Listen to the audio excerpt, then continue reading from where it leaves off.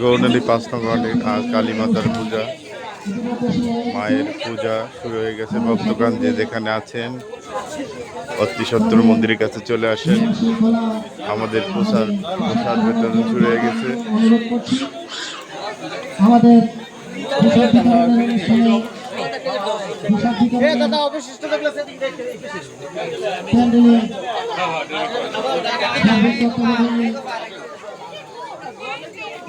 মহল্লার সকল জগ একটা দিয়ে কাবার মানে বেশি থাকলে বেশি নাই জগ কাবার দিয়ে শুভাকাঙ্ক্ষী রয়েছেন তারা স্বতঃস্ফূর্তভাবে প্রসাদ বিতরণ করছে। একটি কথা না বললেই নয়, একটা অনুষ্ঠানকে সুন্দর প্রাণবন্ত করে তুলতে সকলের সহযোগিতা এবং একান্ত প্রচেষ্টা ইচ্ছা সকলকে রাখতে হবে।